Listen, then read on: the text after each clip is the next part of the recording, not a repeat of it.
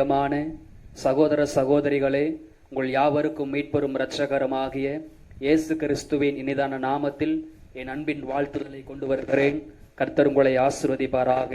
அருமையான இந்த மனமகிழ்ச்சி நாளிலும், அருமையான இந்த பரிசுத்த ஓய்வு நாளிலும், அருமையான இந்த இணையதளத்தின் மூலமாக உங்களை சந்திப்பதிலும், இறை வார்த்தைகளை உங்கள் மத்தியிலே பகிர்ந்து கொள்வதிலும் மிகுந்த சந்தோஷம் அடைகிறேன். கர்த்தர் உங்களை ஆசீர்வதிப்பாராக. என் அன்பான தேவ பிள்ளைகளே, எதை குறித்தும் நீங்கள் கவலைப்படாதீர்கள், எதை குறித்தும் நீங்கள் துக்கப்படாதீர்கள். சீக்கிரமாக ஆண்டவர் எல்லா சூழ்நிலைகளையும் ஆண்டவர் சமாதானம் விளைவுகளாக மாற்றி இந்த தேசத்தில் ஆண்டவர் ஒரு இளைப்பாறுதலை கட்டளையிட போகிறார். சபைகளிலே ஆண்டவர் ஒரு இளைப்பாறுதலை, ஒரு சமாதானத்தை ஆண்டவர் கட்டளையிட போகிறார். எதை குறித்து நீங்கள் கவலைப்பட வேண்டாம். கர்த்தர் உங்களை ஆசீர்வதிக்கட்டும். என் பிரியமான சகோதர சகோதரிகளே, அருமையான இந்த இணையதளத்தின் மூலமாகவும் ஆண்டவருடைய வார்த்தைகளை பகிர்ந்து கொள்ளும்படி அடியனுக்கு ஒரு வாய்ப்பை கொடுத்து அருமையான ஆண்டவருக்கு நான் நன்றி செலுத்துகிறேன். கர்த்தர் உங்களை ஆசீர்வதிக்கட்டும். அருமையான இந்த நாளிலும் கூட உங்களுக்காக ஒரு வேத வாக்கியத்தை வாசித்து உங்களுக்காக நான் ஜெபிக்க விரும்புகிறேன். என்னோடு கூட வேதத்தினை திருப்பிக் கொள்ளுங்கள். 2 தீமோத்தேயு 2ஆம் அதிகாரம் அங்கே 6ஆம் வசனத்தை வாசிக்க கேட்போம். பிரயாசப்பட்டு பயிரிடுகிறவன் பலனில் முந்தி பலனடைய வேண்டும் என்று வேதம் சொல்லுகிறது. எனக்கு அன்பான சகோதர சகோதரிகளே, பரிசுத்த வேதத்திலிருந்து ஒரு வாக்கியத்தை வாசிக்க கேட்டோம். 2 தீமோத்தேயு 2ஆம் அதிகாரம் அங்கு 6ஆம் வாக்கியம் விதமாய் சொல்லுகிறது, பிரயாசப்படுகிறவன் பலனில் முந்தி பங்கடைய வேண்டும் என்று பவுலடியார் சொல்லுகிறார். எனக்கு அருமையான தேவ பிள்ளைகளே, அப்போஸ்தலனாகிய பவுல் தன்னுடைய உத்தம குமாரனாகிய அருமையான தீமோத்தேயுவுக்கு எழுதுகிற பொழுது பிரயாசப்படுகிறவன் முதலாவது பலனில் பங்கடைய வேண்டும் என்று வலியுறுத்துகிறார். அருமையான தேவ பிள்ளைகளே, இந்த உலக பிரகாரமாக நாம் அநேக விளையாட்டுகளிலே பார்க்கிறோம். அது ஓட்ட பந்தயமாக இருக்கலாம், கிரிக்கெட்டாக இருக்கலாம், ஒலிம்பிக்காக இருக்கலாம், எத்தனையோ விளையாட்டு போட்டிகளிலே பார்க்கிறோம்.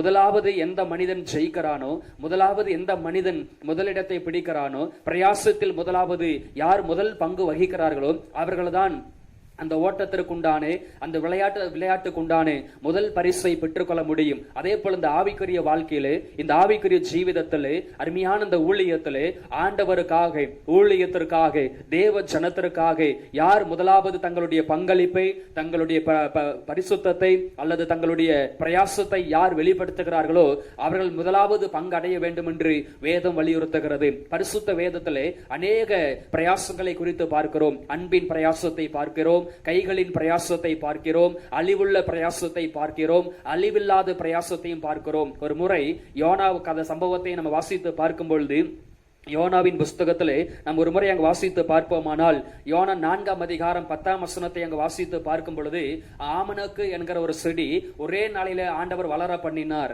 அந்த ஆமணக்கு செடி ஒரே நாளில வளர பண்ணி அது ஒரே நாளில் அழிந்து போனபடியால் அதற்காக அந்த யோனா மிகவும் வருத்தப்பட்டார், மிகவும் வியகொலப்பட்டார். அப்பொழுது ஆண்டவர் யோனாவை பார்த்து ஒரு கேட்ட ஒரு கேள்வி என்னவென்றால், நீ ஒரு நாளும் பிரயாசப்படாதே, ஒரு நாளும் நீ அந்த பிரயாசப்படாத இந்த ஒரு ஆமணக்கு செடிக்காக இவ்வளவு பரிதாபப்படுவாய் என்று சொன்னால், இந்த தேசத்திற்காக, இந்த ஜனத்திற்காக நான் பரிதாபிக்காமல் இருப்பேனோ என்று சொல்லி ஆண்டவர் தன்னுடைய வேகுலத்தை வெளிப்பட்டார். அந்த இடத்துல பாருங்க, அழிந்து போகிற ஒரு பிரயாசத்தை அந்த யோனா வெளிப்படுத்தினார். அருமையான தேவ பிள்ளைகளே, இந்த உலகத்திலே நம்முடைய பிரயாசம் அழிவுள்ள பிரயாசமா அல்லது அழிவில்லாத பிரயாசமா என்பதை நாம் அறிய வேண்டும். ஒருவேளை உங்களுடைய பிரயாசம் கிறிஸ்துவுக்குள் இருக்குமானால், உங்கள் பிரயாசம் அழிவில்லாததாக இருக்குமானால், உங்கள் பிரயாசம் இயேசுவோடு கூட இணைந்து ஓடுகிற ஒரு ஓட்டமாக இருக்குமானால், நிச்சயமாகவே பரலோக ராஜ்யத்திலே ஆண்டவரை நீங்கள் சந்திக்கிற பொழுது இந்த பிரயாசத்திற்குண்டான பலனிலே நீங்களும் முந்தி பங்கடைவீர்கள் என்று சொல்லி இயேசுவின் நாமத்தில் உங்களை வாழ்த்துகிறேன். கர்த்தர் உங்களை ஆசீர்வதிக்கட்டும்.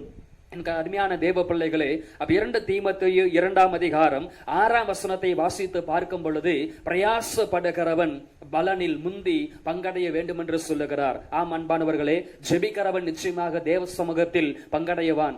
ஆராதிக்கிற பிள்ளைகள் தேவனுடைய ராஜ்யம் வருகிற பொழுது பங்கடைவார்கள். பரிசுத்தமாய் வாழ்கிற பிள்ளைகள் தேவராஜ்யம் வெளிப்படுகிற பொழுது நிச்சயமாகவே பங்கடைவார்கள். உண்மையாகவே உங்கள் ஜெபம், உங்கள் ஆராதனை, உங்களுடைய பரிசுத்தம், உங்களுடைய தாழ்மை, ஆராதனைக்கு செல்லுதல், ஆண்டவருக்காக பாரப்படுதல், ஆத்தும ஆதாயம் செய்தல், இந்த பிரயாசத்தை எல்லாம் நீங்கள் விட்டுவிடாமல் தொடர்ந்து ஆண்டவருக்காக நீங்கள் பிரயாச பிரயாசப்பட்டு கொண்டே இருந்தால், தொடர்ந்து தேவ ஜனத்திற்காக நீங்கள் பிரயாசப்பட்டு கொண்டே இருந்தால், நிச்சயமாகவே உங்கள் பிரயாசத்திற்குண்டான பலனை ஆண்டவர் கொடுப்பார். ஒருவேளை இரவு முழுது நான் பாடுபட்டேன், ஒருவேளை மிகவும் வியகொலப்பட்டேன், மிகவும் கஷ்டப்பட்டேன், எல்லாமே தோல்வியில் முடிந்து விட்டதே, எல்லாமே நஷ்டத்தில் முடிந்து விட்டதே, இனி எப்படி நான் ஜெயிக்க போகிறேன், இனி எப்படி நான் வாழ போகிறேன், இனி எப்படி நான் பிரயாசப்பட போகிறேன் என்று சொல்லி மிகவும் வியகுலத்தோடு இந்த வார்த்தைகளை கேட்டுக்கொண்டிருக்கிறீர்களா? உங்களுக்கு தான் ஆண்டவர் சொல்லுகிறார், நிச்சயமாகவே பிரயாசப்படுகிற நீ தேவனுடைய ராஜ்யம் வரும் பொழுது முந்தி பலனடைவாய், முந்தி பங்கடைவாய் என்று சொல்லி ஆண்டவர் தம்முடைய வார்த்தைகளை அருமையான இந்த ஞாயிற்றுக்கிழமை நாளில் உங்களுக்கு வெளிப்படுத்துகிறார். அருமையானவர்களே, அருமையான இந்த காலை வேளை நாம் தியானிக்க போகிற ஒரு காரியம் என்னவென்றால், பிரயாசப்படுகிறவன் பலனில் முந்தி பங்கடைவான். அப்படியானால் பரிசுத்த வேதத்தில் யாரெல்லாம் பிரயாசப்பட்டார்கள், யாரெல்லாம் பிரயாசப்பட்டதனாலே தேவனுடைய ஆசீர்வாதத்தில் முந்தி பங்கடைந்தால் என்று சொல்லி ஒரு சில காரியங்களை மாத்திரம் உங்களுக்காக சொல்லி உங்களுக்காக நான் ஜெபிக்க விரும்புகிறேன். முதலாவது, பிரயாசப்பட்ட பேதுரு பலனில் முந்தி மகிமைப்பட்டார். பிரயாசப்பட்ட பேதுரு பலனில் முந்தி மகிமைப்பட்டார். லூக்கா 5ஆம் அதிகாரம் 5ஆம் வசனத்தை வாசிக்க கேட்போம். லூக்கா 5ஆம் அதிகாரம் 5ஆம் வசனத்தை வாசிக்க கேட்போம். அதற்கு சீமோன், ஐயரே, ராம் முழுவதும் நாங்கள் பிரயாசப்பட்டோம், ஒன்றும் அகப்படவில்லை, ஆகிலும் உம்முடைய வார்த்தையின்படியே வலையை போடுகிறேன் என்றார். அல்லேலூயா, கர்த்தருக்கு ஸ்தோத்திரம். அருமையான தேவ பிள்ளைகளே, இப்பொழுது வசனத்தை வாசிக்க கேட்டோம். பேதுரு தனக்காக, தன்னுடைய குடும்பத்திற்காக, தன்னுடைய குடும்பத்தில் இருக்கிற நபர்களுக்காக அவர் செய்து கொண்டிருந்த ஒரு தொழில் என்னவென்று பார்த்தால், மீன் பிடிக்கிற தொழிலை அவர் செய்து கொண்டிருந்தார். அந்த மீன் பிடிக்கிற தொழிலே ஒரு நாள் என்னவாயிற்று என்று பார்க்கும் பொழுது, இரவு முழுவதும் அந்த மீன் பிடிக்கிற தொழிலே, அந்த கடலிலே அவர் பயணம் செய்கிறார். இரவு முழுவதும் அவர் பிரயாசப்படுகிறார். இரவு முழுவதும் அந்த வலைகளை போடுகிறார். இரவு முழுவதும் தன்னுடைய பிரயாசத்திற்காக அவர் காத்திருந்தார். காலையில எழுந்து அந்த வலைகளை அலாசி பார்க்கும் பொழுது, அந்த வலைகளை மேலே எடுத்து பார்க்கும் பொழுது ஒரு மீன் கூட அகப்படவில்லை. தன்னுடைய குடும்பத்திற்காகவோ தனக்காகவோ தங்களுடைய பிரயாசத்திற்காக ஒரு மீன் கூட அந்த இடத்திலே அகப்படவில்லை. அந்த பேதுரு மிகவும் வியகொலப்பட்டார். இரவு முழுது பிரயாசப்பட்டனே, ஒன்றும் அகப்படவில்லை என்று மிகவும் சோர்ந்து போனார். இந்த வார்த்தை கேட்டுக்கொண்டிருக்கிற நீங்கள் ஒருவேளை பேதுருவை போல எவ்வளவோ பாடுபட்டேன், எவ்வளவோ பிரயாசப்பட்டேன், இரவும் பகலும் நான் உழைத்தேன், ஒன்றும் சாதிக்க முடியவில்லை, ஒன்றும் ஜெயிக்க முடியவில்லை, ஒன்றும் சொல்லிக் கொள்ளுகிற மாதிரி எதையுமே தேவனுக்காகவோ என் குடும்பத்திற்காகவோ எதை செய்ய முடியவில்லை என்று சொல்லி கலங்கி கொண்டிருக்கிறீர்களா? நிச்சயமாகவே பேதுருவை சாதிக்க பண்ணின தேவன், பேதுருவை மகிமைப்படுத்தின தேவன், பேதுருவை உயர்த்தின தேவன் உங்களையும் மகிமைப்படுத்த போகிறார், உங்களையும் உயர்த்த போகிறார். இந்த இடத்துல கவனிக்க வேண்டிய ஒரு காரியம் என்னவென்றால், பேதுரு இரவு முழுவதும் அவர் பிரயாசப்பட்டார், ஆனால் ஒன்றும் அகப்படவில்லை. அடுத்தது அங்கு வேதம் சொல்லுகிறது, அப்பொழுது அந்தபடி அவர்கள் செய்து 6ஆம் வசனத்திலே தங்களுடைய வலைகள் கிழிந்து போகத்தக்கதாக மிகுதியான மீன்களை பிடித்தார்கள் என்று வேதம் சொல்லுகிறது. அப்ப நேற்று அந்த இடத்துல இரவு முழுவதும் அவர் பிரயாசப்பட்ட பொழுது ஒரு மீனும் அகப்படவில்லை. இப்ப ஆண்டவர் சொன்னார், இன்னும் படகை சுற்றில் ஆழத்திலே தள்ளி உங்கள் வலைகளை போடுங்கள் என்று சொன்ன பொழுது இப்பொழுது வலை கிழிந்து போகத்தக்கதாக மீன்கள் அகப்பட்டது. வலை கிழிந்து போகத்தக்கதாக தங்களுடைய பிரயாசத்திற்குண்டான பலன் கிடைத்தது. இது என்ன காரணம் என்று பார்த்தால், பேதுரு முன்னாலே பட்ட பிரயாசத்தில் நடந்த காரியம் இயேசு கிறிஸ்து கூட இல்லை. இரவு முழுதும் பிரயாசப்பட்டார். தனி ஒரு மனிதனா தன் சுயத்தை சார்ந்து, தன் பலத்தை சார்ந்து, தன் நண்பர்களை சார்ந்து அவர் சுயமாக அந்த பிரயாசப்பட்டு கொண்டிருந்தார். இயேசு கூட இல்லை. ஆனா இரண்டாவது முறை வலையை போட சொன்னது யாரு தெரியுமா? ஆண்டவராக இயேசு கிறிஸ்து. ஆண்டவருடைய வார்த்தைக்கு அவர் கீழ்ப்படிந்து ஆண்டவரோடு கூட இருந்து அந்த வலைகளை அவர் போட்ட பொழுது வலைகள் கிழிந்து போகத்தக்கதாக மீன்களை தேவன் கொடுத்தார். அருமையான தேவ பிள்ளைகளே, நீங்கள் பிரயாசப்படுகிறேன் என்று சொல்லிக் கொண்டே இருக்கிறீர்கள். இதுமே என்னால் சாதிக்க முடியவில்லை என்று சொல்லி கவலைப்பட்டு கொண்டிருக்கிறீர்களா? இதுவரைக்கும் நீங்கள் பிரயாசப்பட்டது சரி, ஆண்டவர் கூட இருந்தாரா? இதுவரைக்கும் பிரயாசப்பட்டது சரி, கிறிஸ்து கூட இருந்தாரா?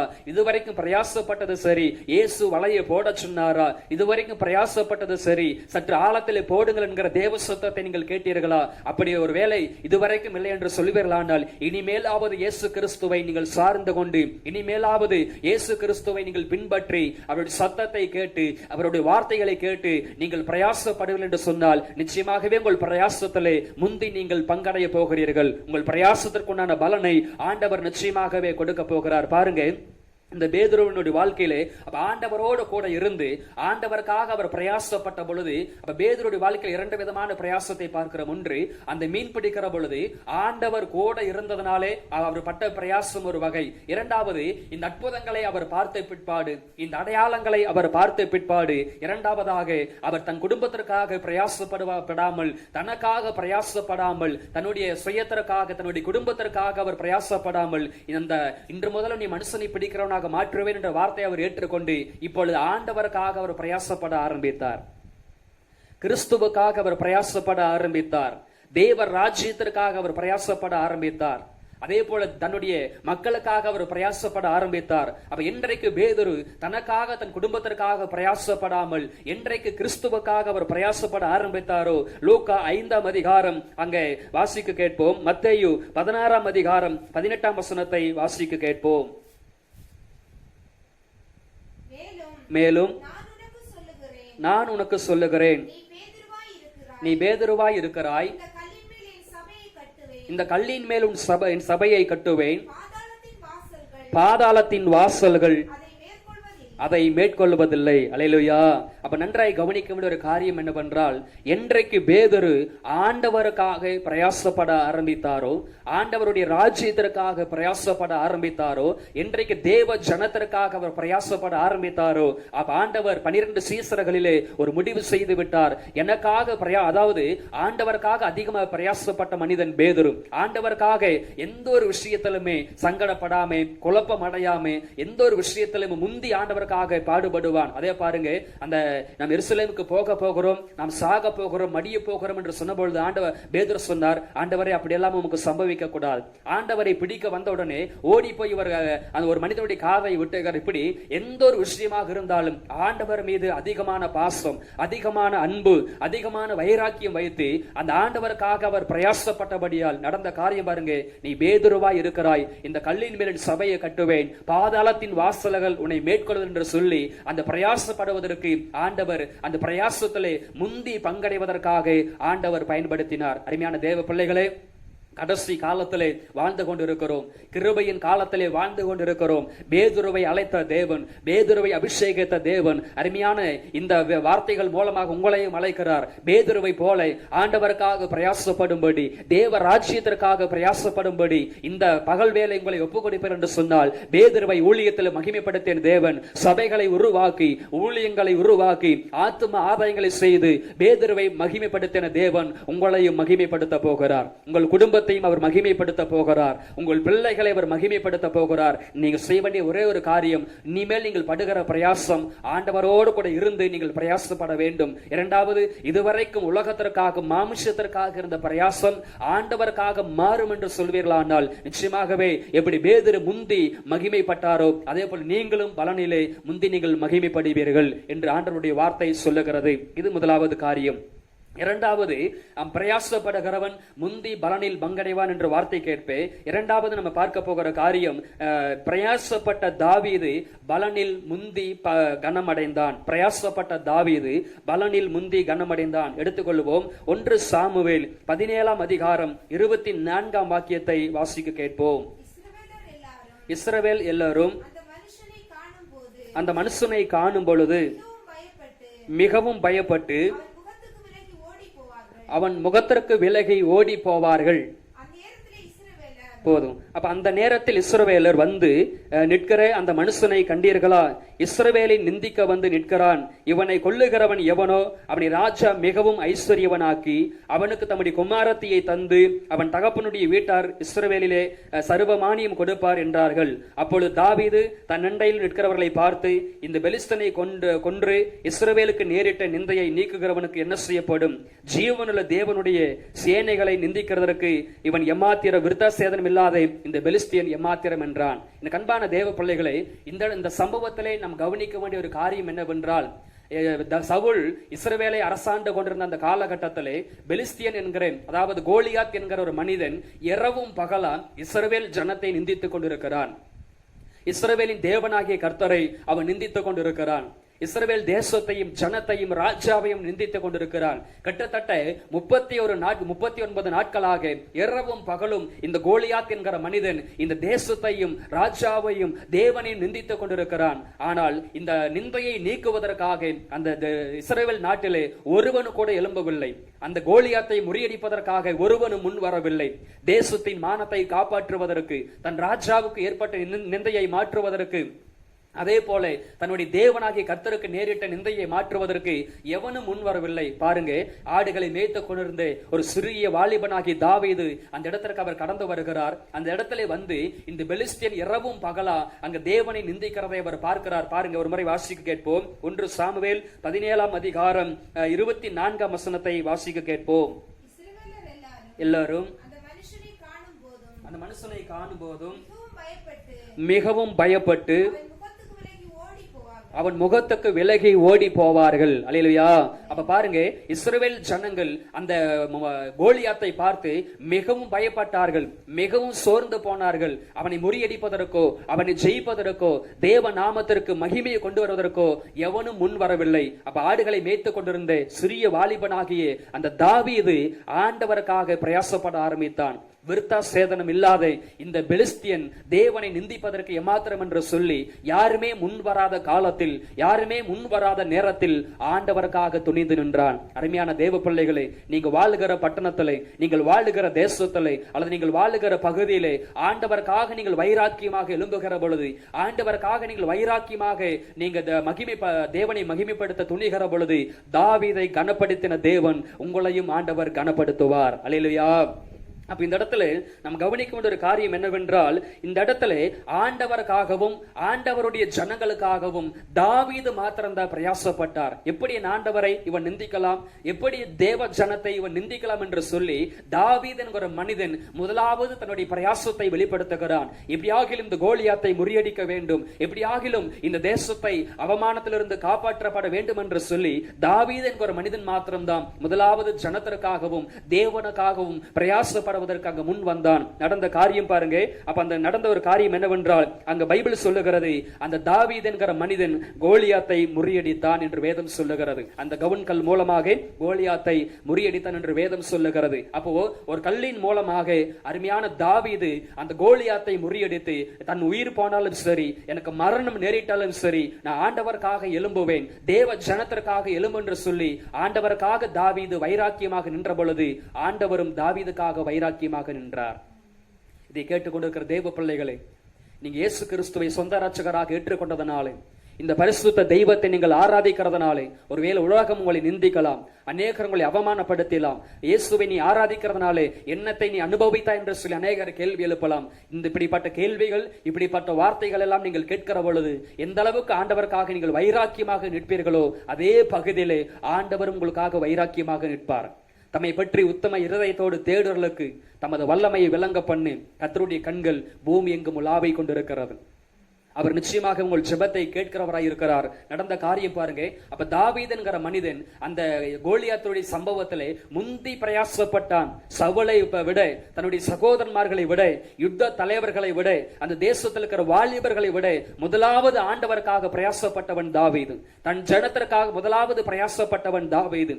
தன் தேசத்திற்காக முதலாவது பிரயாசப்பட்டவன் தாவீது. நடந்த காரியம் என்னவென்றால், 1 சாமுவேல் 18 அதிகாரம் 1 வாக்கியம் சொல்லுகிறது, அந்த நாள் முதற் கொண்டு சவுல் தாவீதை கூட வைத்துக் கொண்டான். அருமையான தேவ பிள்ளைகளே, எப்படி யோசேப்பின் நிமித்தமா கர்த்தர் பார்வோன் வீட்டை ஆசீர்வதித்தாரோ அதே போலதான் தாவீது நிமித்தமா ஆண்டவர் சவுலையும் ஆசீர்வதித்தார். உங்களை நிமித்தமா உங்கள் பட்டணம் ஆசீர்வதிக்கப்படும், உங்கள் நிமித்தமா உங்கள் தேசம் ஆசீர்வதிக்கப்படும், உங்கள் நிமித்தமா உங்கள் தொழில் ஆசீர்வதிக்கப்படும், உங்கள் நிமித்தமா உங்கள் சபை ஆசீர்வதிக்கப்படும். அப்ப சவுல் தாவீதை கூட வைத்துக் கொண்டான்.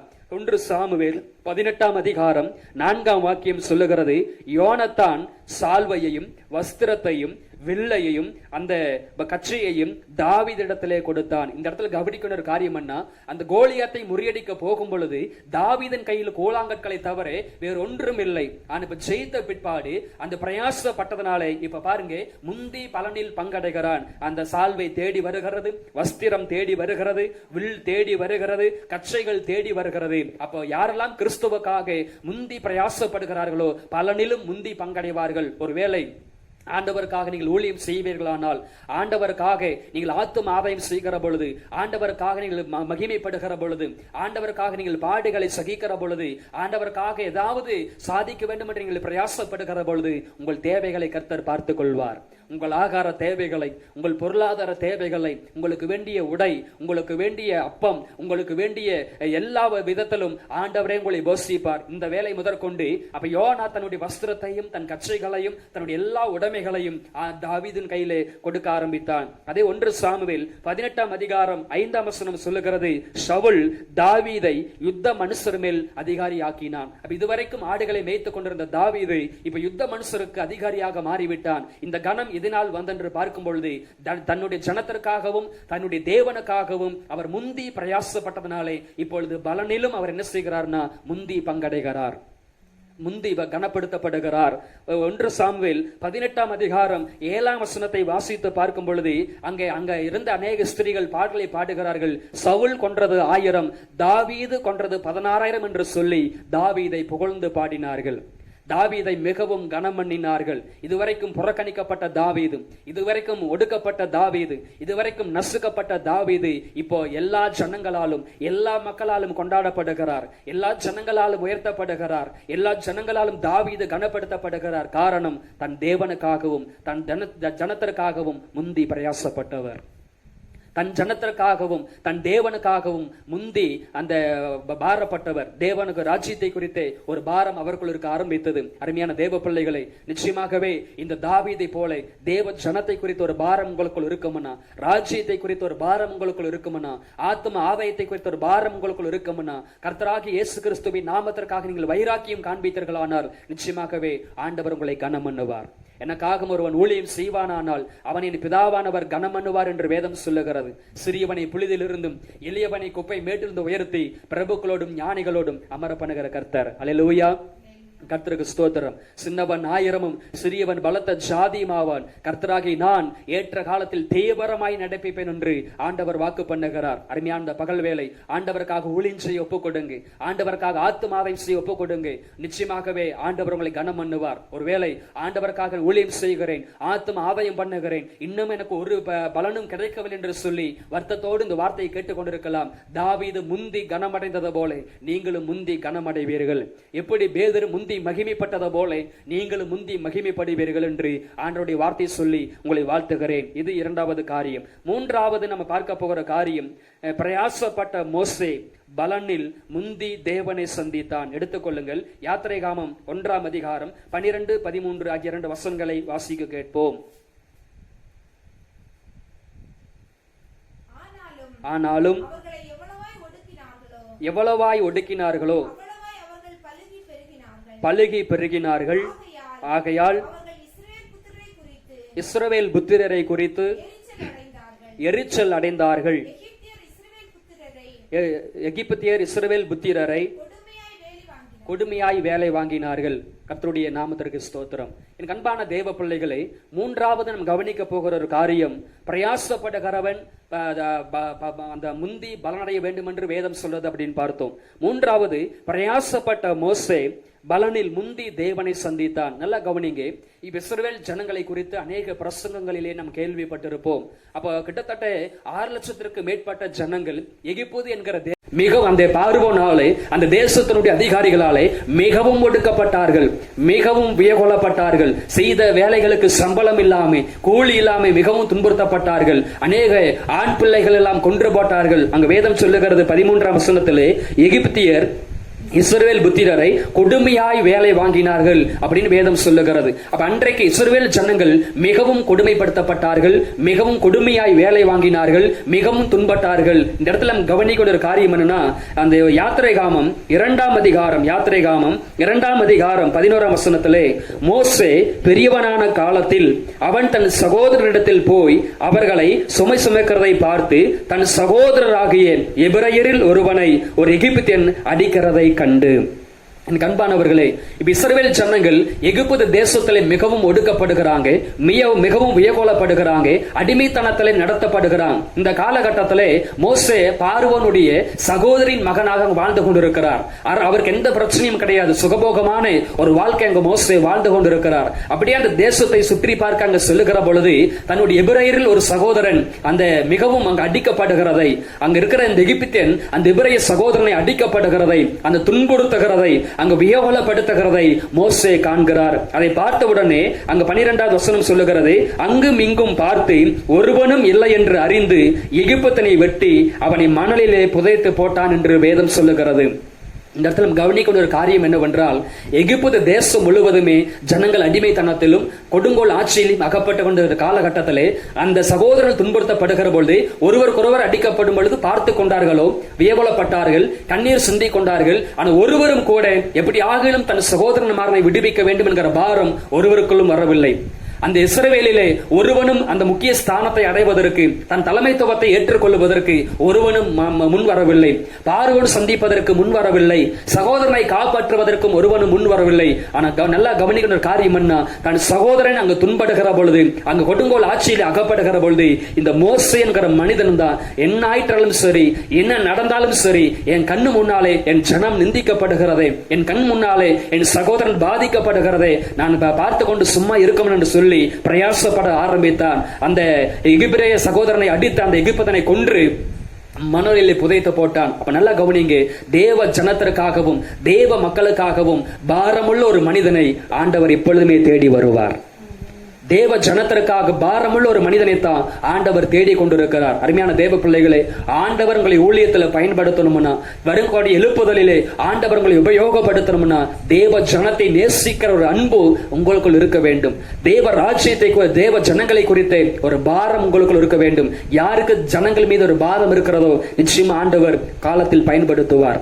யாருக்கு தன்னுடைய ஜனத்தின் மீது அதிக பாசமும் அதிக அன்பும் அதிக அக்கறையும் இருக்கிறதோ அவர்களை தேவன் சந்திப்பார். பாருங்க, இப்ப இந்த சகோதரனை காப்பாற்றி விட்டார், அந்த சகோதரனை அடித்து கொன்று போட்டார். அந்த பார்வோனுக்கு பயந்து வேறு தேசத்திற்கு அவர் ஓடி போய் விட்டார். யாத்திரைகாமம் 3ஆம் அதிகாரம் 1 முதல் 4 வரை வாசித்து பார்க்கும் பொழுது இந்த இடத்துல இஸ்ரவேல் தேசத்தில் எத்தனையோ பேர் இருந்தாலும், இஸ்ரவேலில் எத்தனையோ ஜனங்கள் இருந்தாலும் ஆண்டவர் முதலாவது சந்தித்தது மோசேயைத்தான். அப்ப கவனிக்கிற ஒரு காரியம் என்ன, தன் ஜனத்திற்காக முதலாவது பிரயாசப்பட்டவர் மோசே. அந்த பிரயாசப்பட்ட அந்த மோசேக்குத்தான் முந்தி தேவன் மகிமையிலே வெளிப்பட்டார், தரிசனத்தில் தேவன் வெளிப்பட்டார். அல்லேலூயா. உலக பிரகாரம் நீங்கள் என்ன பிரயாசப்பட்டாலும் தேவ சத்தத்தை நீங்கள் கேட்க முடியாது. அதே தேவ ஜனத்திற்காக, தேவ ராஜ்யத்திற்காக, தேவ மக்களுக்காக நீங்கள் பிரயாசப்படுகிற பொழுது தேவன் உங்களை சந்திப்பார். தேவனுடைய சத்தத்தை நீங்கள் கேட்பீர்கள். ஒரே பல தேவன் உங்களை நிச்சயமாக சந்திப்பார். முட்சரியில தீ பற்றி எரிகிறதை நீங்கள் காண்பீர்கள். தேவன் உங்கள் மகிமைப்படுத்துகிற விதத்தை நீங்கள் காண்பீர்கள். எப்பொழுதுமே இந்த மோசையின் மூலமாக நாம் அறிந்து கொள்ள வேண்டிய ஒரு காரியம் என்னவென்றால், இவர மாதிரி தன்னுடைய தேவ ஜனத்தை நேசிய ஒரு மனிதனை பார்க்க முடியாது. எத்தனையோ முறை இந்த ஜனங்கள் தேவனை மறுதலித்தார்கள், பின்மாற்றத்திற்குள் போனார்கள். பைபிள் சொல்லுகிறது கிட்டத்தட்ட 10 முறைக்கு மேலாக முறுமுறுத்தால் பைபிள் சொல்லுகிறது. எத்தனையோ முறை இந்த ஜனங்களை அழிப்பதற்காக தேவன் முற்பட்ட பொழுது இந்த மோசே சொன்ன வார்த்தை, ஆண்டவரே அவர்களை கொன்று போடுகிறதா இருந்தா ஜீவ புஸ்தகத்தில் என் பெயரை கிறுக்கி போடும். அவர்களை அழிப்பதாக இருந்தா முதலாவது என்னை கொன்று போடும். இந்த ஜனத்திற்கு வரும் நிந்தையை, இந்த ஜனத்திற்கு வரும் அவமானத்தை என்னால் பார்க்க மாட்டேன் என்று சொல்லி இந்த ஜனத்திற்காகவே வாழ்ந்த மனிதன் மோசே. இஸ்ரவேல் ஜனங்களுக்காகவே பிரயாசப்பட்ட மனிதன் மோசே. அந்த பிரயாசத்தை ஆண்டவர் பார்த்ததா, அந்த அன்பின் ஐக்கியத்தை தேவன் பார்த்ததா, ஆண்டவர் முதலாவது தேவனை, அந்த மோசையை ஆண்டவர் சந்தித்தார். அருமையான தேவ பிள்ளைகளே, தேவ பாரம் இருந்தால் தேவ தரிசனத்தை நீங்கள் காண்பீர்கள். நம்ம இரண்டாவது நம்ம கவனிக்கிற ஒரு காரியம் என்ன, எப்படி இந்த உலகத்தில் வாரிசு அரசியல் உருவாக்கப்படுகிறதோ அதே போல இன்றைக்கு ஊழியத்திலும் கூட வாரிசு ஊழியம் உருவாக்கப்படுகிறது. தங்கள் பிள்ளைகள் ஊழியத்தில் உருவாக்கப்படுகிறான், வாரிசு ஊழியம் கொடுக்கப்படுகிறது. ஆனா மோசே பாருங்க, தன் பிள்ளைகளை எந்த இடத்திலும், தன் மனைவியை எந்த இடத்திலும் வாரிசு ஊழியமாக கொண்டு வராமல் தன்னோடு கூட ஊழியத்தில் பயணம் செய்து யோசுவாவின் கையில் அந்த ஊழியத்தை கொடுத்து அநேகருக்கு ஊழியத்தை பகிர்ந்து கொடுக்கிறேன் ஒரு மனிதனாக மாறி, இப்படியாக தன் ஜனத்தையே, தன் உடன் ஊழியக்காரங்களையே நேசிக்கிற முந்தி பிரயாசப்படுகிற மனிதனாக மோசே இருந்தபடியால் தேவன் அவர்களை சந்தித்தார். இந்த வார்த்தையை கேட்டுக் கொண்டிருக்கிறேன் அருமையான சகோதர சகோதரிகளுக்கு சொல்லுகிறேன், தேவ ஜனத்திற்காக, தேவ மக்களுக்காக அதிகமா பாரப்பட்டு ஜெபம் பண்ணுங்க. உங்க சபைக்காக அதிகமா பாரப்பட்டு ஜெபம் பண்ணுங்க. உங்கள் சபை போதகருக்காக அதிகமா பாரப்பட்டு ஜெபம் பண்ணுங்க. மிஷனரிகளுக்காக அதிகமா பாரப்பட்டு ஜெபம் பண்ணுங்க. அதே போல ஆளும் தலைவர்களுக்காக அதிகமா பாரப்பட்டு ஜெபம் பண்ணுங்க. அப்படி பாரமுள்ள மனிதர்களை தேடி ஆண்டவர் நிச்சயமா வருவார். ஓரேபில தேவன் நிச்சயமாய் உங்களை சந்திப்பார். அப்ப பைபிள் சொல்லுகிறது, பிரயாசப்பட்ட மோசே பலனில் முந்தி தேவனை சந்தித்தார், நியாய பிரமாணத்தை பெற்றுக் கொண்டார். இது நாம் கவனிக்க வேண்டிய மூன்றாவது ஒரு காரியமாக இருக்கிறது. நான்காவதாக நாம் கவனிக்க போகிற காரியம், பிரயாசப்பட்ட கிறிஸ்து உயிர்த்தெழுதலில் முந்தி முதற் பலனானார். 1 கொரிந்தியர் 15ஆம் அதிகாரம் 20ஆம் வாக்கியத்தை வாசிக்க கேட்போம்.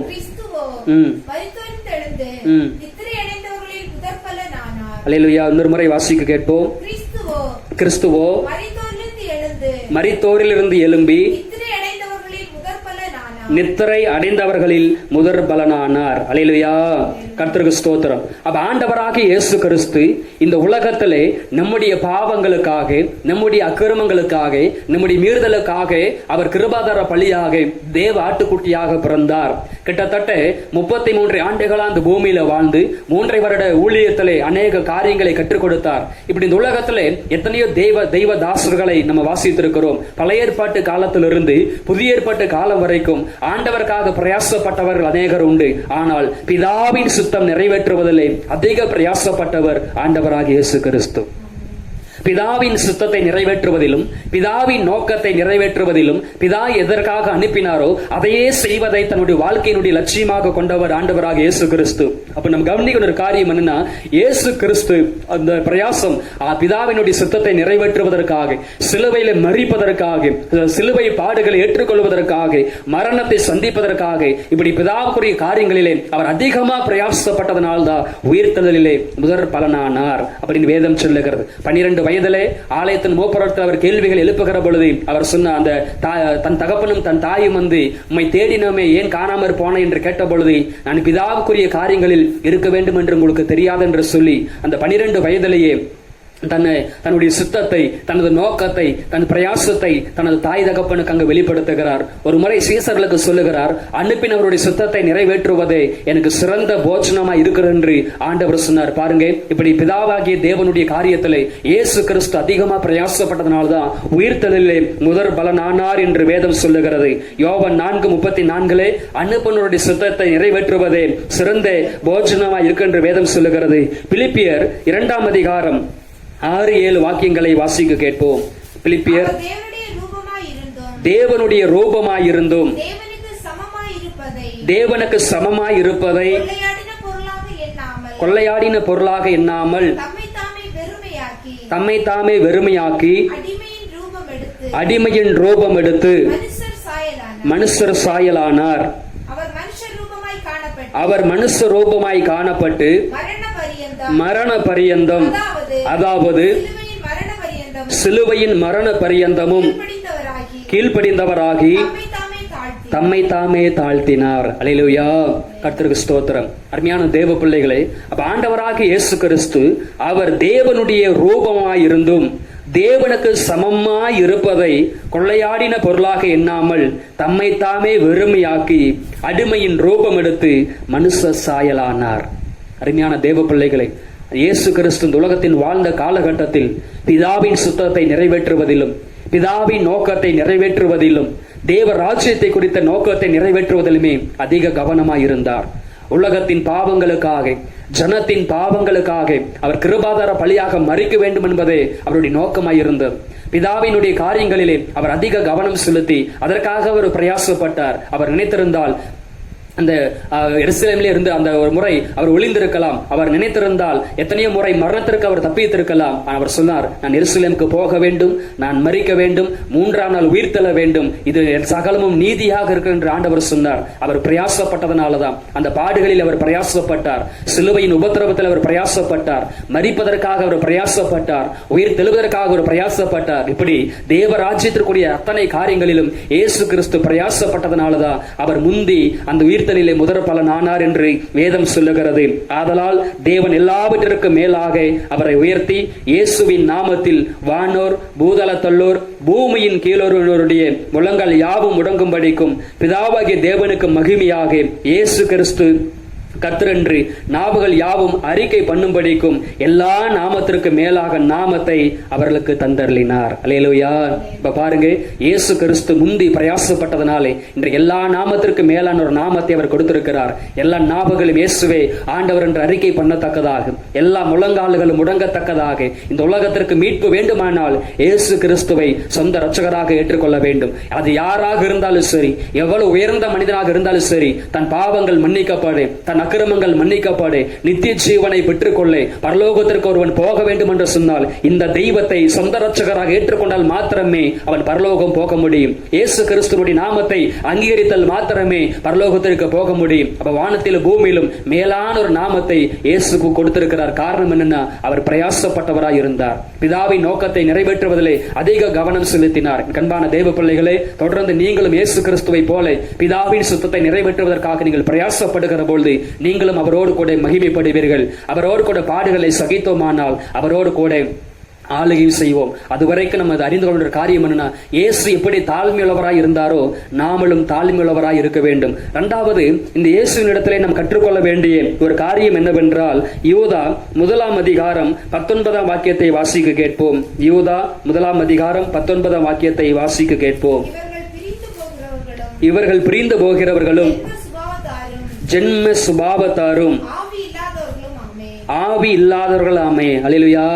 அப்போ நம்ம இயேசுவின் மூலமாக நாம் கற்றுக்கொள்ள வேண்டிய இரண்டாவது ஒரு காரியம் என்ன, இயேசு இத்தனை காரியங்களையும் பிதாவுக்காக செய்து முடித்ததற்கு காரணம், தன்னுடைய பிரயாசத்தில் முந்தி அவர் பங்கடைந்ததற்கு ஒரு காரணம் என்ன, அவருடைய ஜென்ம சுபாவத்தில் அவர் வாழவில்லை, ஆவிக்குரிய சுபாவத்திலே ஆவிக்குரிய கன்னிகளில் அவர் வாழ்ந்தார். இன்னைக்கு கிறிஸ்துவத்தில் இருக்கிற ஒரு பெரிய பிரச்சனை என்னவென்றால், ரட்சிக்கப்பட்டு பல வருடங்கள் ஆகிறது, அபிஷேகிக்கப்பட்டு பல வருடங்கள் ஆகிறது, வேதத்தை பல முறை வாசிக்கிறவங்களை பார்க்கிறோம், ராப்போட்சணம் எடுக்கிறவங்களை நம்ம பார்க்கிறோம், அதே போல பாரம்பரிய கிறிஸ்தவர்களை பார்க்கிறோம். அநேகர் கௌரவமா சொல்றாங்க, ரட்சிக்கப்பட்டு 20 ஆண்டுகள் ஆகிறது, 30 ஆண்டுகள் ஆகிறது, அபிஷேகம் பண்ணப்பட்டு 30 ஆண்டுகள் ஆகிறது என்று சொல்லி அநேகர் சொல்வதை கேள்விப்பட்டிருக்கிறோம். ரட்சிக்கப்பட்டிருக்கிறாங்க, அபிஷேகம் பண்ணப்பட்டிருக்கிறாங்க, ஆலயத்துக்கு போகிறாங்க, திருவிருந்து எடுக்கிறாங்க, எல்லா தசமபாகம் கொடுக்கிறாங்க, காணிக்கை செலுத்துறாங்க, எல்லாத்தையும் செய்யறாங்க. ஆனா ஜென்ம சுபாவம் மாறவில்லை. ஜென்ம சுபாவம் மாறவே இல்லை. ரட்சிப்புகள் வருவதற்கு முன்னாடி, ஆண்டவரை சந்திப்பதற்கு முன்னாடி இருந்த ஜென்ம சுபாவங்கள் அங்க மாறவே இல்லை. சுபாவத்தில் ஒரு மாற்றம் வெளிப்படவில்லை. அதே போல குணாதிசயத்தில் ஒரு மாற்றம் வெளிப்படவில்லை. ரூத்துவை குறித்து வாசிக்கிறோம், முந்தின குணத்தை பார்க்கிலும் பிந்தின குணம் உத்தமமாய் இருந்தது. இந்த வார்த்தையை கேட்டுக்கொண்டிருக்கிற சகோதர சகோதரிகளை, அருமையான தேவ பிள்ளைகளை, நம்முடைய சுபாவங்கள் மாற வேண்டும், நம்முடைய குணாதிசயங்கள் மாற வேண்டும். நம்முடைய ஜென்ம சுபாவங்கள் அழிக்கப்பட்டு ஆவிக்குரிய சுபாவங்கள் உண்டாகுமானால், நம்முடைய சுபாவத்திலே பிசாசானவன் கிரியை செய்யாதபடி நம்முடைய சுபாவத்திலே ஆவியானவருடைய சுபாவம் வெளிப்பட வேண்டும், ஆவியானவருடைய கிரியைகள் வெளிப்பட வேண்டும். எப்பொழுதுமே நம் சுபாவங்களிலே ஆண்டவருக்கு நாம் கீழ்ப்படிய வேண்டும். உங்கள் சுபாவங்களை ஆவியானவர் ஆளுகை செய்யும்படி ஒப்புக்கொடுங்க. உங்கள் குணாதிசயங்களை ஆவியானவர் ஆளுகை செய்யும்படி ஒப்புக்கொடுங்க. ஆண்டவர் உங்களை வழிநடத்தும்படி இயேசுவின் கரத்தில் ஒப்புக்கொடுங்க. எந்த அளவுக்கு ஜென்ம சுபாவங்கள் மாறி ஆவிக்குரிய சுபாவங்கள் உங்களுக்குள் வளர்கிறதோ, என்றைக்கு தாழ்மை உங்களுக்குள் வளர்கிறதோ, தேவ கிருபையிலே எந்த அளவுக்கு நிலைத்திருக்கிறீர்கள், உபதேசத்தில் எந்த அளவுக்கு நீங்கள் நிலைத்திருக்கிறீர்களோ, பரிசுத்தத்தில் எந்த அளவுக்கு நீங்கள் நிலைத்திருக்கிறீர்களோ, அந்த அளவுக்கு நிச்சயமாகவே பிரயாசப்படுகிற நீங்கள் முந்தி பலனிலே பங்கடைவீர்கள். அல்லேலூயா. ஜென்ம சுபாவங்கள் மாறுவதற்காக தொடர்ந்து நீங்கள் ஜெபிக்க வேண்டும். ஜென்ம சுபாவம் நம்முடைய வாழ்க்கையிலிருந்து அகற்றப்பட வேண்டும், நம்முடைய குடும்பத்திலிருந்து அகற்றப்பட வேண்டும். ஜென்ம சுபாவம் நமக்குள் இராதபடி ஆவியானவருடைய ஆளுகை வெளிப்படும்படியாக நாம் ஜெபிக்க வேண்டும். இந்த காரியங்களை செய்வீர்களானால் இதுவரைக்கும் உங்கள் பிரயாசத்திலே ஒரு பலனும் கிடைக்காமல் இருக்கலாம், இதுவரைக்கும் உங்கள் பிரயாசத்திற்கு ஒரு நன்மையும் கிடைக்காமல் இருக்கலாம். ஆனா இன்றைக்கு இந்த 4 காரியத்திலே ஒப்பு கொடுக்கிற பொழுது நிச்சயமா உங்கள் பிரயாசத்திற்குண்டான பலனை ஆண்டவர் கொடுப்பார். ஒரு நிமிஷம் கண்களை மூடுங்க, உங்களுக்காக ஜெபிக்க விரும்புகிறேன். ஹல்லேலூயா. ஸ்தோத்திரம் ஆண்டவரே. பிதாவாகிய தேவனே உமக்கு ஸ்தோத்திரம். எங்களோடு பேசின இந்த வார்த்தைகளுக்காக ஆண்டவரே, இந்த இரக்கத்திற்காக உமக்கு ஸ்தோத்திரம் ஆண்டவரே. ஹல்லேலூயா, உமக்கு நன்றி அப்பா. அன்பின் பரலோக பிதாவே, ஆசீர்வதிக்கப்பட்டதானே இந்த பகல் வேலைக்காக நன்றி செலுத்துகிறோம் ஆண்டவரே. 2 தீமோத்தேயு 2ஆம் அதிகாரம் 6ஆம் வாக்கியம் இவ்விதமாய் சொல்லுகிறது, பிரயாசப்பட்டு பயிரிடுகிறவன் பலனில் முந்தி பங்கடைய வேண்டும் என்று வேதம் சொல்லுகிறது. ஆண்டவரே, இத்தனை ஆண்டுகளா, இத்தனை நாட்களா இந்த பிள்ளைகள் பிரயாசப்பட்டு கொண்டிருந்தான். ஒருவேளை இயேசு கூட எல்லாமே பிரயாசப்பட்டிருக்கலாம். அது இனிமேல் இவங்க பிரயாசத்திலே என் ஆண்டவர் கூட இருப்பீராக. ஆண்டவர், இனிமேல் இதுவரைக்கும் உலகத்திற்காக உங்க பிரயாசப்பட்டிருக்கலாம். இனிமேல் உமக்காக பிரயாசப்படுவதற்கு ஆண்டவர் உதவி செய்வீராக. ஆண்டவரே, உலகத்திற்காக பிரயாசப்பட்டு கொண்ட பேதுரு என்றைக்கு கிறிஸ்துவுக்காக பிரயாசப்பட ஆரம்பித்தாரோ முந்தி மகிமைப்பட்டார். ஆண்டவரே, சபைகளை உருவாக்கினார், ஊழியங்களை உருவாக்கினார், ஆத்தும ஆதாயங்களை செய்தார், போகிற இடமெல்லாம் அவரை கனப்படுத்தினார். ஆண்டவரே, இந்த வார்த்தையை கேட்டுக்கொண்டிருக்கிற ஒவ்வொரு பிள்ளைகளையும் பேதுருவை ஆசீர்வதித்து மகிமைப்படுத்தின தேவன் இந்த பிள்ளைகளை மகிமைப்படுத்துங்க. குடும்பங்களை, பிள்ளைகளை மகிமைப்படுத்துங்க. சபைகளை, ஊழியங்களை மகிமைப்படுத்துங்க ஆண்டவரே. ஹல்லேலூயா, ஸ்தோத்திரம், ஸ்தோத்திரம், ஸ்தோத்திரம் ஆண்டவரே. 2வது, பிரயாசப்பட்ட தாவீது முந்தி கனமடைந்தது போல இந்த பிள்ளைகளும் கனப்படுத்தப்படுவார்களாக. எத்தனையோ பேர் அமைதியாக இருந்த பொழுது தாவீது பிரயாசப்பட்டார். ஆண்டவர், தன் ஜனத்திற்கு ஏற்பட்ட நிந்தையை மாற்ற வேண்டும், தன் ஆண்டவருடைய நாமத்திற்கு ஏற்பட்ட நிந்தையை மாற வேண்டும் என்று சொல்லி அவர் பிரயாசப்பட்டதனாலே அந்த தேசத்தில் கனப்படுத்தப்பட்டார். ஆண்டவரே, எத்தனையோ தோல்விகள், இழப்புகள், நஷ்டங்கள் வந்தாலும் உம்முடைய நாமத்தை மறுதலிக்காமல் இதுவரைக்கும் பின்பற்றி வருகிற இந்த பிள்ளைகளை தேவன் கனம் பண்ணுவீராக. 3வது, அப்பா, எத்தனையோ பேர் தன் ஜனம் நிந்திக்கப்படுகிறது, அடிக்கப்படுகிறதை பார்த்துட்டு சும்மா இருந்த பொழுது தன் சகோதரனுக்காக மோசே எழும்பினதனாலே, தன் மக்களை விடுவிப்பதற்காக மோசே பிரயாசப்பட்டதனாலே தேவன் முதலாவது மோசையை சந்தித்தார். தன் பலனில் முந்தி பங்கடைந்தான் என்று வேதம் சொல்லுகிறது. அவர் மகிமைப்படுத்தப்பட்டார். ஹல்லேலூயா, ஸ்தோத்திரம், ஸ்தோத்திரம் ஆண்டவரே. மோசையை போல தேவ ஜனத்தை குறித்த ஒரு பாரமுள்ளவர்களா எங்களை மாற்றுங்க. மோசையை போல தேவ ஜனத்தை நேசிக்கிறவர்களாக எங்களை மாற்றும் ஆண்டவரே. ஹல்லேலூயா. ஆண்டவர், அவரை போல வாழ்வதற்கு உதவி செய்யுங்க. 4வது, இயேசு கிறிஸ்து ஆண்டவரை பிரயாசப்பட்டதனாலே முந்தி உயிர்த்தலிலே முதற் பலன் ஆனார் என்று வேதத்தில் வாசிக்கிறோம். இயேசுவே, உம்மை போல தாழ்மை உள்ளவர்களா மாற்றும், உம்மை போல தாழ்மையை கற்றுக்கொடும் ஆண்டவரே. ஜென்ம சுபாவங்கள் மாறட்டும். இந்த வார்த்தையை கேட்டுக் கொண்டிருக்கிறேன் ஒவ்வொரு பிள்ளைகளுடைய வாழ்க்கையில் ஜென்ம சுபாவங்கள் முற்றிலும் அழிக்கப்பட்டு சுபாவங்களில் ஆவியானவருடைய கிரியைகள் வெளிப்படுவதாக, குணாதிசயங்களில் ஆவியானவருடைய கிரியைகள் வெளிப்படுவதாக. இந்த பிள்ளைகளும் இந்த குடும்பங்களும் பரிசுத்தத்தை நிலைநிற்கட்டும், உபதேசத்தில் நிலைநிற்கட்டும் ஆண்டவரே. சத்தியத்தில் நிலைநிற்க வேண்டும் என்று ஜெபிக்கிறோம். வியாதிகள் மாறட்டும் ஆண்டவரே. இந்த வார்த்தையை கேட்டுக்கொள்வது பிள்ளைகளுடைய வியாதிகள், பலவீனங்கள் மாறுவதாக. சாபத்தின் கட்டுகள் இயேசுவின் நாமத்தில் உடைக்கப்படட்டும் ஆண்டவரே. பண பிரச்சனைகள், பொருளாதார பிரச்சனைகள் மாறட்டும் ஆண்டவரே. எல்லா கடன் அடைக்கப்பட உதவி செய்வீராக தகப்பனே. குடும்பத்திற்கு வேண்டிய ஆகார தேவைகள், பொருளாதார தேவைகள் எல்லாவற்றையும் தேவன் சந்திப்பீராக ஆண்டவரே. பிள்ளைகளை பள்ளியிலும் ஆண்டவர் கல்லூரியிலும் சேர்ப்பதற்கு வேண்டிய எல்லா தேவைகளும் சந்திக்கப்படுவதாக. அற்புதமாய் இந்த பிள்ளைகளை போஷிப்பீராக ஆண்டவரே. திருமண தடைகள் மாறி ஏற்ற உண்டாக்கும் ஆண்டவரே. கர்ப்பத்தின் கனிகளை தேவன் ஆசீர்வதிப்பீராக. சபைகள் திறக்கப்பட, இயல்பு நிலைமைகள் திரும்ப, விடுதலையோடு நாங்கள் ஆராதிக்க தேவன் உதவி செய்யும். இந்த வார்த்தையை கேட்ட ஒவ்வொரு பிள்ளைகளையும் தேவன் மனதார ஆசீர்வதிப்பீராக. கர்த்தருடைய ஆவியானவர் தொடர்ந்து பிள்ளைகளை கண்மணி போல பாதுகாத்துக் கொள்ளும், பலப்படுத்தும். இயேசுவின் நாமத்தில் ஜெபிக்கிறோம் எங்கள் ஜீவனில் நல்ல பிதாவே, ஆமேன், ஆமேன். கிறிஸ்துவுக்குள் பிரியமானவர்களே, கர்த்தர் இந்த வார்த்தைகளின் பிரகாரமா உங்களை ஆசீர்வதிப்பாராக. God bless you.